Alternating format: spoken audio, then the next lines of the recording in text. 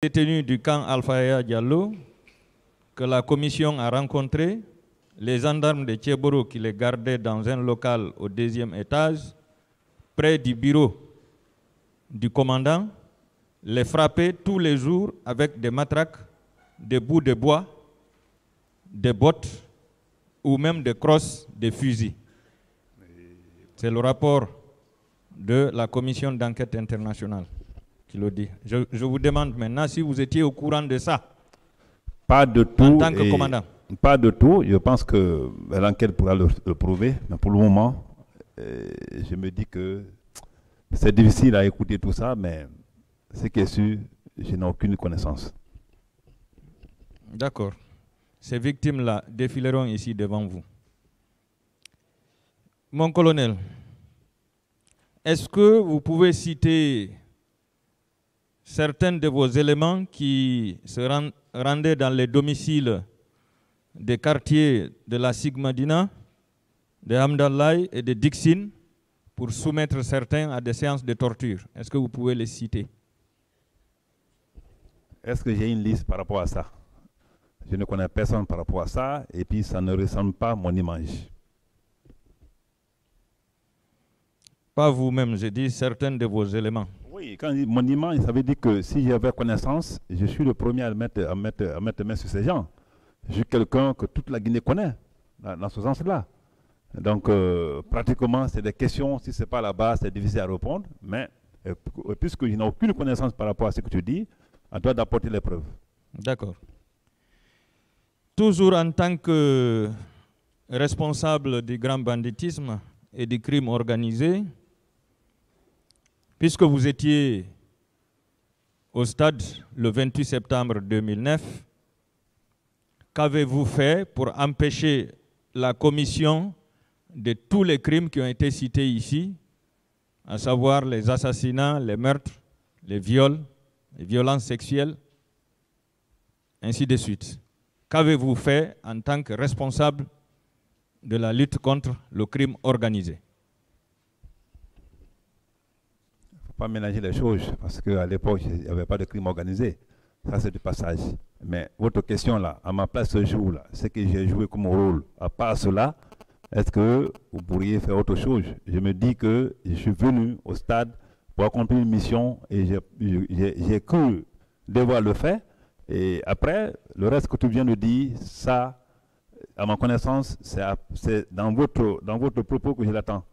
Et ce n'était pas ma mission, parce que franchement, je n'avais pas compris qu'il y avait des cas de viol ou violence, tout. Moi, ce qui m'a intéressé, quand j'ai mis les gens dans ma voiture, j'ai foncé sur l'hôpital. Et je pense que cela a été avoué, applaudi, et s'il faut, salué par les leaders eux-mêmes, à commencer par le président d'Alain. D'accord.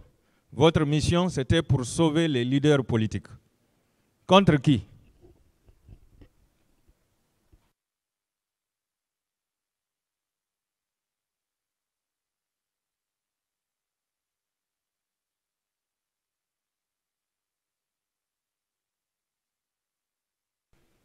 Pour que vous puissiez aller les sauver. Je pense que la question là est connue de tout le monde, donc je n'ai aucune réponse à apporter à ce niveau. Vous n'avez aucune réponse? Vous partez pour sauver des gens. Mais sauver des gens suite à l'attaque de qui? C'est ce que je veux savoir. C'est ce que je te dis. C'est la question depuis hier. Je pense que tout le monde a compris. Pour le moment, je n'ai aucune réponse à ce niveau. D'accord. Est-ce que vous regrettez aujourd'hui ce qui s'est passé au stade du 28 septembre? Ce jour. Si je regrette. Si je regrette? Oui. Si vous regrettez. Est-ce qu'il y a un seul Guinéen qui ne regrette pas cet état de fait? Un seul Guinéen, ne serait-ce d'apprendre simplement, même s'il n'y a pas un Guinéen aujourd'hui qui réside dans le pays. Je pense que tous les Guinéens, qu'ils soient en Guinée ou qu'ils soient ailleurs, ont regretté vraiment cet état de fait à ce jour, le 28 septembre 2009. Même si c'était un seul Guinéen qui a perdu la mort, c'est déjà un de moins de façon lamentable. Pour te dire que je ne suis pas le seul à regretter, c'est toute la Guinée qui regrette ce qui s'est passé. Je pense que c'est à cause de ça que nous sommes là, pour que plus jamais de tels cas ne se répètent. Donc vous êtes d'accord avec moi qu'il y a eu des morts qu'il y a eu des femmes violées et qu'il y a eu des corps disparus au stade ce jour-là. Vous êtes d'accord? C'est pourquoi vous regrettez aujourd'hui. Est-ce que c'est la question? Pourquoi je suis là? Je ne sais pas. Bon. Maître, avec tout le respect que je vous dois, je pense que ce que vous dites n'est pas tellement préoccupant pour moi parce que je sais s'il y a eu des morts, s'il y a eu des violés et insultes. Je vous ai dit, je n'ai pas eu de morts, je n'ai pas eu de violés, je n'ai pas eu de cadavres ou de blessés. En tout cas, quand le secrétaire général de la Ligue islamique d'alors a fait les remises des corps, je n'y étais pas. Mais ce jour-là, tout le monde a vu ce qui s'est passé au stade. Il a fait les remises des corps à la mosquée Faïsad. Je pense qu'à partir de là, même les blessés simplement, les leaders blessés simplement, c'est déjà un remords. Quand j'ai vu les gens blessés par des Guinéens pour des faits inutiles. Donc pour moi, vraiment, c'est déjà un regret. Si tu dis que le regret là fait allusion à tout ce que vous alignez comme infraction ou bien comme des faits criminels commis ce jour, ce n'est pas mon intention de le dire, c'est toi qui es le temps de le dire. Pour moi, quoi qu'il arrive, même si c'est les blessés simplement, c'est déjà quelque chose de regrettable. J'ai posé cette question parce que vous avez toujours dit ici, et dans votre interrogatoire ici, que dans votre trajet, vous n'avez vu ni mort, ni blessé. Alors, ça c'était dans votre trajet. Mais après, et ce que vous venez d'expliquer, des corps ont été exposés à l'enceinte dans la cour de la mosquée Faisal. Est-ce que vous êtes convaincu, parce que vous avez dit ici hier, les présumés crimes, les présumés massacres du 28 septembre. Est-ce que là où vous êtes convaincu qu'il y a eu beaucoup de morts, beaucoup de femmes violées et beaucoup de disparus ce jour? Est-ce que vous êtes convaincu? Je ne peux pas te l'affirmer ou te l'infirmer. Parce que le jour qu'il y a eu remise de corps, je n'y étais pas. Ça c'est un. Mais je pense que toute la Guinée avait appris que ce jour-là, qu'il y a eu les remises de corps après ce drame de 28 septembre. Mais beaucoup, comme tu le dis, c'est toi qui le dis, comme nous sommes là pour exhiber toutes les preuves là, pour dire combien exactement sont morts, combien exactement sont blessés, et ainsi de suite. Pour que les responsabilités soient situées, pour que plus jamais qu'il n'y ait même plus de blessés quand nous organisons des marches, qu'elles soient pacifiques ou hostiles. D'accord, je passe.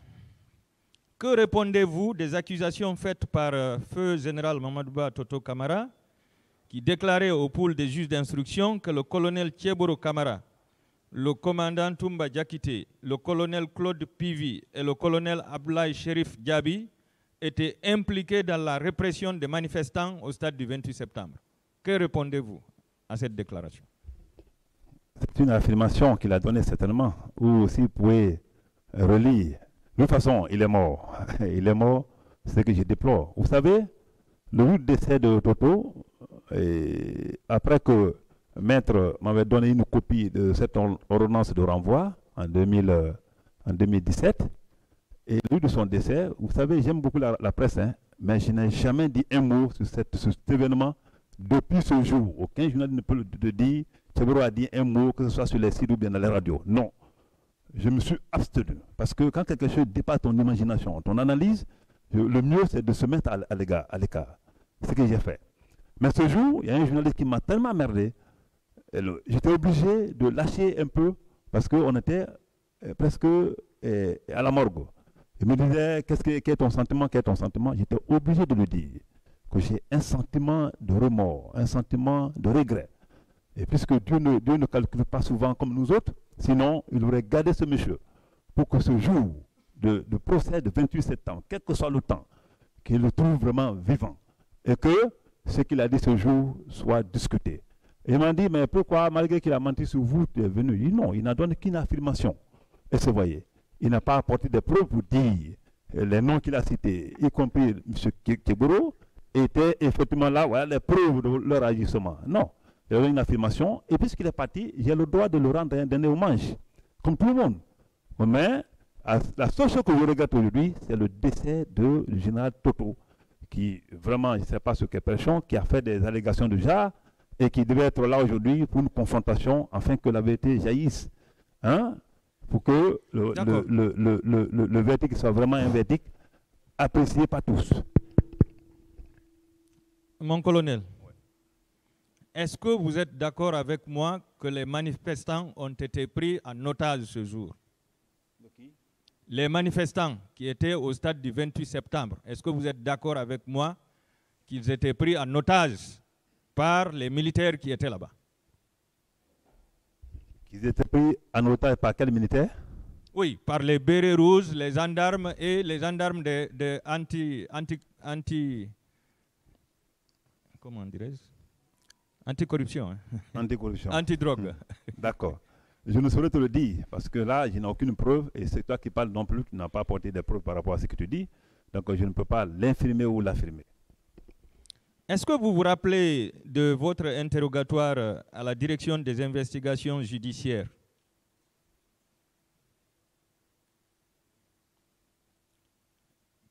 Qui s'est déroulé le 30 avril 2011. Vous avez déclaré, citation, c'est sur le pont de Kenyang, par conversation radio, que j'ai appris que les manifestants et leaders politiques sont pris en otage par un groupe de militaires dirigé par le lieutenant Aboubakar Sidiki Diakité alias Toumba. Connaissant qui est ce monsieur dans le cadre de son insoumission et imaginant qu'avec Toumba la vie des leaders politiques est en danger, j'ai ordonné à mon chauffeur de tourner sur le pont et je me suis dirigé vers le stade.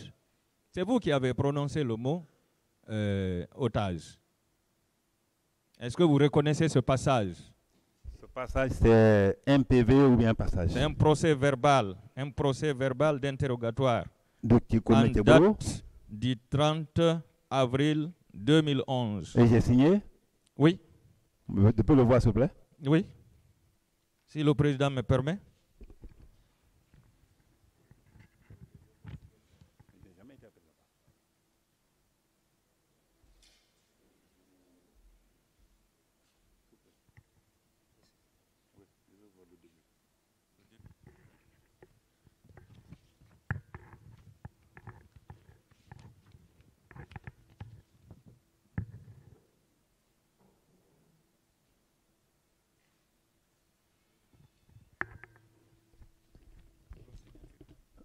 C'est très, très, très grave ce qui se passe. Ça, je vous le dis. Hein. Parce que depuis le début de cette affaire, je n'ai jamais été appelé devant Gabriel Kenami, on a fait l'académie ensemble, devant Gabriel pour une audition quelconque. Si vous avez colmaté une signature qui ressemble à ma signature mettre là-bas, je n'ai jamais été appelé. J'ai été une seule fois appelé, je l'ai dit devant le juge d'instruction, c'était le jour que le juge d'instruction, le cours de juge d'instruction m'a convoqué. Mais cette convocation, c'était une convocation aussi à témoin. Ça, c'était clair. Qu'il a adressé à mes chefs hiérarchiques. Je suis venu, j'ai compris que ce montage-là... Non, je ne dis pas d'emblée parce que, en tout cas, ça ressemble à ma signature, mais je n'ai jamais été appelé devant l'investigation judiciaire pour une quelconque audition par rapport à ce dossier. Je défie quiconque. Ça, c'est grave. Non, monsieur, maître, j'ai dit que je n'ai pas été... Si c'est fait par l'investigation judiciaire par rapport à ce dossier, je pense que c'est vraiment pas Kéboro, quoi. Mais j'ai regardé, j'ai dit, ça ressemble à signature, tout est possible dans ce pays aujourd'hui. Ça ressemble ou bien c'est votre signature? Ça ressemble à ma signature. Mais ce n'est pas la vôtre. En tout cas, je capte le contraire. Si c'est l'investigation judiciaire, ce n'est pas la mienne. J'ai été appelé Et une ce seule passage, fois. est-ce que vous reconnaissez ce passage? Non plus. Otage, non plus.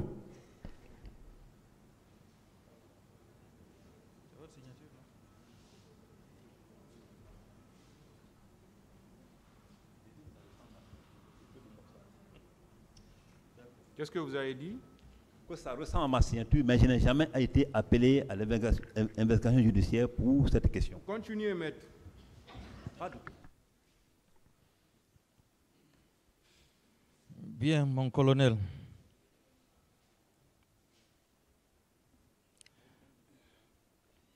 Pas possible, jamais. Monsieur le Président, j'en ai terminé, je vous remercie. Qui a été révélé par l'un des accusés, le colonel Claude Pivy, et l'un des commissaires. Il s'agissait du commissaire Mamadi Kourouma, paix à son âme, le commissaire central par intérim de Dixine.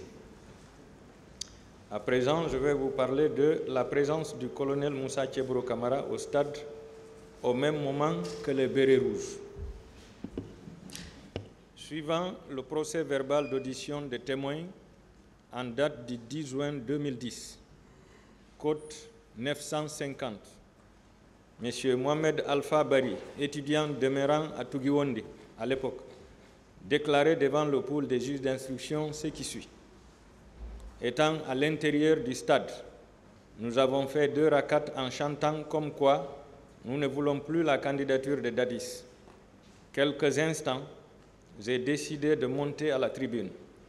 Soudain, nous avions aperçu en première position un groupe de bérets rouges. En seconde position, le groupe des gens de la CMIS qui lançaient des gaz lacrymogènes. En troisième position, les éléments de Tchebro.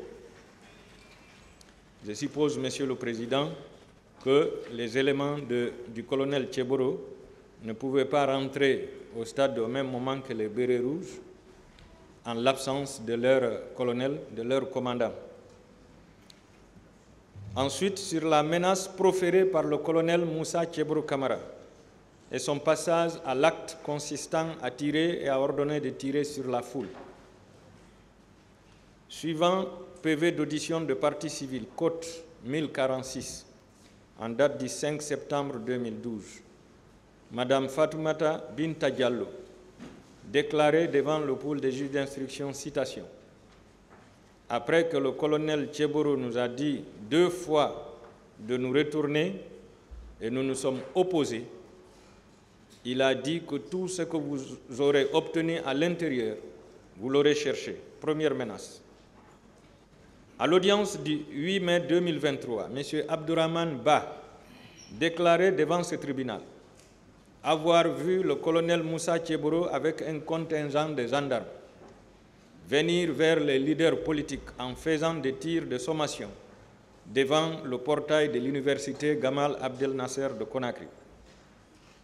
Il a menacé en disant « Ne partez pas au stade.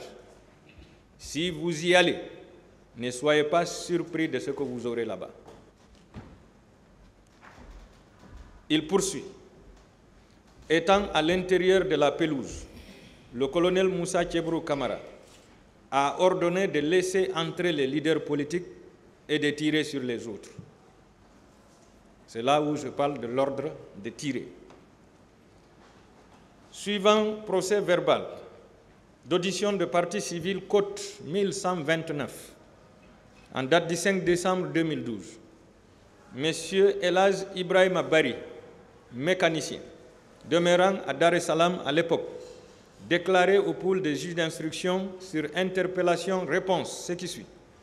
Cependant, j'ai aperçu au loin 2 officiers qui ressemblent à Moussa Keïta, le secrétaire permanent du CNDD et le président d'Addis, les 2 assis dans une pick-up. Mais je ne peux pas le confirmer. Quant à Tchebro, il nous a menacés en ces termes. Vous allez le regretter. À l'audience du 3 mai 2023, M. Talatou Garanke Diallo déclarait à la barre de ce tribunal que le colonel Tchebro a menacé en disant que si les gens ne quittaient pas, ils vont les massacrer tous et arrêter leurs leaders. Sur PV d'audition de partie civile, code 916 en date du 29 avril 2010, Madame Oumoubari, secrétaire, domiciliée à Amdallah et Concasseur, déclaré au pool des juges d'instruction ce qui suit. Au niveau de la Fondis, suite à une longue discussion avec les leaders politiques, le colonel Moussa Tchebourou Kamara a déclaré ceci. Vous voulez accéder au stade? Allez-y. Mais les conséquences, vous allez en tirer. Peu après, la troupe du colonel Moussa Tchebourou Kamara est venue charger les manifestants au niveau de la terrasse en balançant du gaz lacrymogène et en tirant des balles réelles. Ils ont abattu 2 personnes, 2 jeunes qui ont été embarqués dans un camion par les gendarmes. À l'audience du 9 mai 2023, M. Aldjouma Diallo déclarait devant ce tribunal qu'en répondant à l'appel de Toumba, dès notre entrée à la pelouse, colonel Moussa Tchebourou Kamara nous a bloqués et disait « Dalin, je ne t'avais pas dit de reporter la manifestation. Tout ce que tu auras ici, tu l'auras cherché. »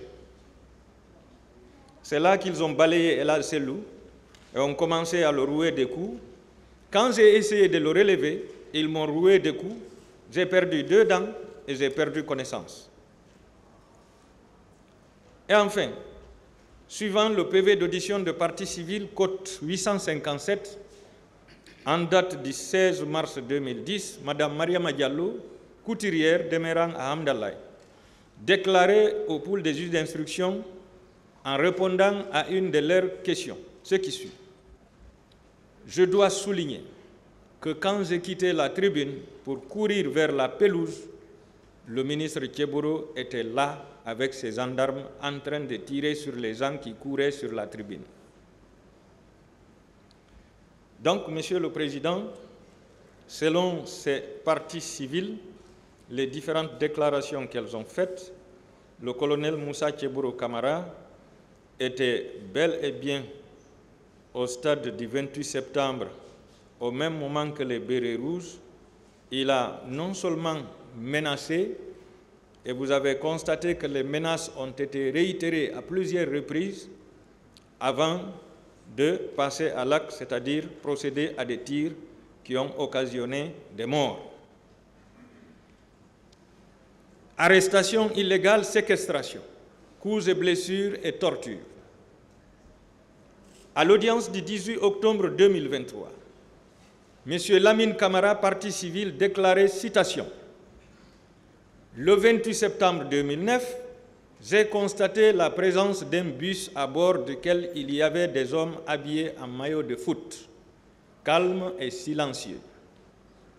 Les occupants de chaque pick-up souhaitaient recevoir les personnes arrêtées. » Ah oui, parce que chacun devrait rendre compte. Donc, il fallait faire courir vers les personnes arrêtées pour remplir ces pick-up. J'ai été arrêté et placé dans une pick-up de la gendarmerie et conduite à l'écho numéro 1 de Kaloum. C'est le colonel Tchebourou qui a ordonné mon arrestation. Ils ont commencé à nous frapper au niveau de l'université Gamal Abdel Nasser de Conakry, jusqu'à destination. Le chef de poste nous a placés en centaines dans une cellule qui ne peut pas prendre plus de 20 personnes. Il a fallu un certain Damaro pour nous sortir dans cette cellule. C'est aux environs de 12 heures qu'on nous a informé qu'il y a eu massacre au stade.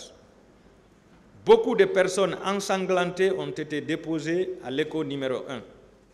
Ce n'est que le soir, sur intervention de Damaro, que l'état-major de la gendarmerie a ordonné notre libération. Il nous a restitué tous nos objets. Personne n'a travaillé au 28 septembre mieux que le colonel Moussa Tchebourou Kamara. Ça, c'est sa remarque, Monsieur le Président. Ça veut dire qu'il était au four et au moulin. Les gendarmes et civils ont tous travaillé pour le colonel Tchebourou de 8 heures à 10 heures. Ils ont tous démontré qu'ils sont à sa disposition. Lui, c'est en ce moment qu'il a été arrêté, dans les environs de 10 heures. Mais il s'est rendu compte que tous les gendarmes ont travaillé au service du colonel Moussa Tchebourou Kamara, et à sa satisfaction. Sur procès verbal d'audition de partie civile en date du 9 juin 2010, M. Ablaye Djouma Diallo, agent technique TV, demeurant au quartier Koza à l'époque, déclaré devant le pool des juges d'instruction, citation. Après avoir été arrêté au stade, embarqué dans un camion militaire, puis transféré dans une Toyota Land Cruiser, avec d'autres personnes, nous avons été déportés au camp Al-Faya, où nous avons été descendus devant la résidence du président Moussa Dadis Camara. Là, des bérets rouges se sont mis à nous battre. Il aura fallu l'arrivée du ministre Tcheboro avec un contingent de 2 véhicules de gendarmes pour nous retirer de là et nous envoyer à leur bureau situé à la rentrée du camp. Je signale de passage que 2 de nos compagnons étaient restés en place des suites de la bastonnade. Ça, c'est au camp et à la devanture de la résidence du président Moussa Dadis Camara. Les gens ont été malmenés là-bas, copieusement par les bérets rouges, et certains sont restés. La brigade antidrogue nous a accueillis également avec une bastonnade. Donc, quand le colonel et sa troupe sont venus les libérer des mains des bérets rouges, ils se croyaient heureux que la bastonnade allait cesser. Mais malheureusement, il dit qu'ils ont été accueillis également avec une bastonnade. Les gendarmes se sont alignés en 2 rangs pour nous accueillir avec des bastonnades, avec des coups. Au salon, nous avons été identifiés et déshabillés avant d'être dirigés dans le couloir où 2 gendarmes nous ont frappés violemment avant de nous incarcérer dans un violon. Durant les 2 jours de détention, nous avons été servis en eau à travers un robinet qui se trouvait dans notre toilette. Mais au 3e jour, malgré la chaleur, nous étions sans eau. J'ai demandé de l'eau à l'un des gendarmes en poste. Il nous l'a refusé en affirmant que nous étions là pour mourir. Il faut ajouter que toutes les fois que la garde était changée, les nouveaux nous frappaient sérieusement. Ils pouvaient nous bastonner jusqu'à 3 fois par jour. Avec la soif persistante, nous avons continué à demander de l'eau. Oui, Monsieur le Président, vous savez que même dans l'enfer, Dieu a dit que la plus grande souffrance dans l'enfer, c'est la soif et la faim. Malgré toutes les tortures, toutes les brûlures, quand ceux qui sont dans l'enfer ont faim et ont soif, ils réclament. Et Dieu leur donne, à travers ses anges, de l'eau chaude et des aliments pourris. Plus loin, il ajoute, « Je suis allé m'arrêter à côté du gendarme que nous avons croisé au dehors et qui repassait ses vêtements. Malheureusement, après le repassage, profitant de mon inattention, il a volontairement brûlé mon pied droit à l'aide du fer à repasser. » Aucune considération sur l'être humain.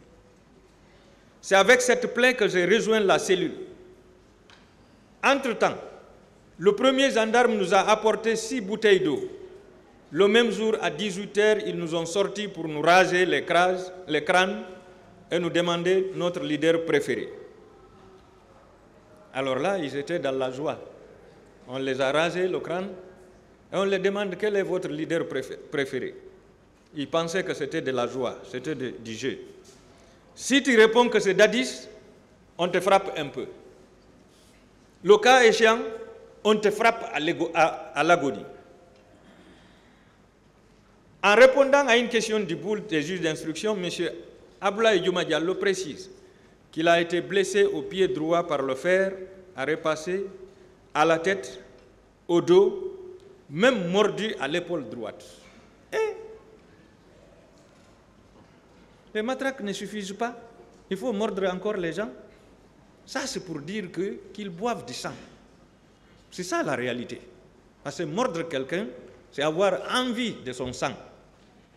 C'est trop.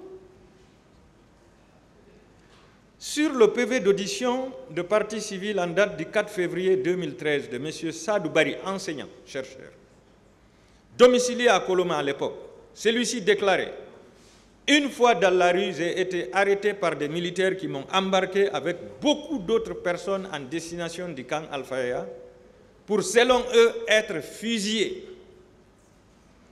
Arrivé devant la maison du président Dadis, au camp, nous avons été descendus et soumis à une bastonnade. L'un d'entre nous a reçu un coup de baïonnette et un autre a reçu un coup de coupe-coupe. Oui. Joseph Makambo était reconnu avec sa hache.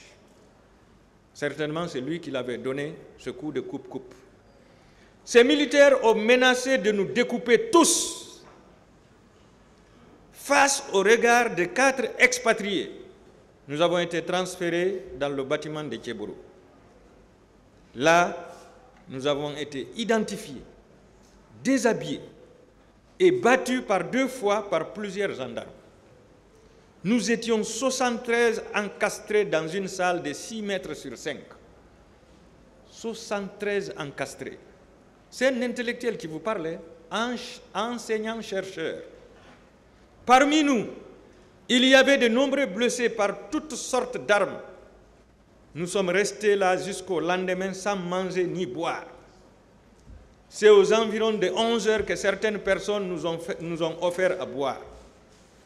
Lorsque nous avons voulu faire la prière de 17 heures, ces mêmes gendarmes dirigés par l'adjoint de Tchéboro, que je n'arrive pas à connaître jusqu'à présent, sont venus nous battre et nous proférer toutes sortes d'injures.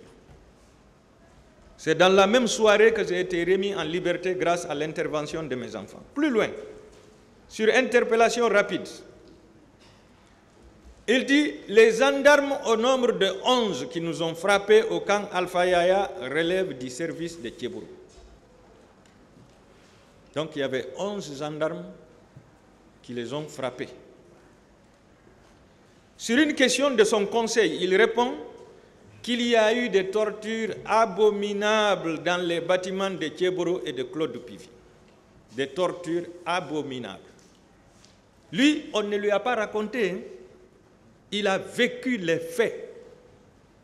Il a subi, Monsieur le Président. Sur le PV d'audition de partie civile en date du 14 octobre 2012, cote 1093 de M. Ousmane Sidibé, ce dernier déclarait devant le pool: mon groupe a été arrêté, frappé et embarqué dans un camion de la CMIS pour nous envoyer au camp Alpha Yaya Diallo.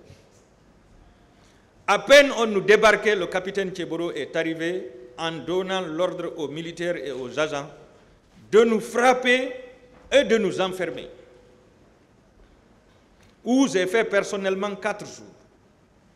Lorsqu'on a fini de manger le 4e jour, un militaire m'a chargé d'aller déposer le bol et c'est dans cette optique que j'ai profité pour prendre la tangente. Alors qu'on disait dans ma famille que j'étais déjà mort. À l'audience du 24 octobre 2023, M. Mamadou Bobo Diallo déclarait devant ce tribunal qu'une fois au stade et après que les tirs aient commencé, nous avons essayé de sortir par 2 fois. C'est à la 3e fois que nous avons été arrêtés, frappés et embarqués dans un camion en direction du camp Alpha Yaya. Nous étions dans 2 camions remplis qui ont été débarqués dans le service de Tchéboro. C'est là où on a été bastonné pendant 3 jours. Chaque jour, on recevait 3 fois des bastonnades. À 8 heures, à 13 heures et à 18 heures. J'ai subi des blessures.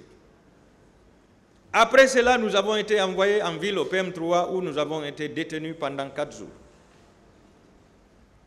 Sur le PV d'audition de partie civile cote 1232 du 5 février 2014, M. Alpha Amadou Baldé, marchand demeurant à Dar es Salaam à l'époque, déclarait au pool des juges d'instruction: lorsque les tirs ont commencé et après avoir été dépouillé de mes téléphones par un béret rouge, j'ai été arrêté et embarqué manu militari par les gendarmes et déposé avec d'autres au camp Alpha Yaya Diallo. Les militaires ont dit au président Dadis que nous sommes les ennemis du pouvoir. Lorsque j'ai soulevé ma tête, j'ai reçu un coup sec à l'œil droit. Aussitôt, je me suis évanoui. C'est dans ces circonstances qu'on m'a fait embarquer pour me déposer au service antidrogue chez Tchéboro, où nous avons été sérieusement tabassés à leur guise. Finalement, nous avons été tous identifiés et enfermés de nouveau. Quelques instants après, nous avons été rasés. La pompe qui nous donnait de l'eau a été coupée par eux. Pendant 3 jours, nous sommes restés sans boire ni manger. Monsieur le Président, ce que j'avais dit auparavant, je ne l'ai pas inventé. Je tire ça d'ici, de cette déclaration, Monsieur le Président. Après 4 jours de détention à l'antidrogue au camp Al-Faya, nous avons été escortés au PM3 où le traitement était soulageant par rapport au camp Al-Faya. Complicité de coups et blessures volontaires par arme à feu et assassinat. Mamadou Aliou Diallo, né en 1982 à Lelouma, menuisier, résident à Lelouma, déclaré à la barre de ce tribunal, ce qui suit. Le 28 septembre 2009, arrivé à la Bellevue, nous avons trouvé des gendarmes de l'antidrogue. Les uns tirés, les autres détenaient des cailloux, des morceaux de bois avec des pointes. C'est là que j'ai reçu une balle sur la fesse gauche, après que 2 autres soient tombés par balle. Les jeunes m'ont aidé pour me déposer dans une clinique sise à Komandaya, où 2 autres blessés par balle étaient couchés. Un vieux qui avait son enfant blessé nous a pris pour nous déposer à l'hôpital de Donka. C'est là que les blessés du stade nous ont rejoints. Dans la nuit, les militaires sont venus détruire la pharmacie et frapper le pharmacien.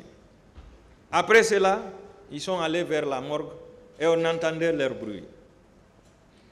Donc, Monsieur le Président, c'est pour vous dire qu'il a été complice de coups et blessures volontaires par arme à feu et assassinat.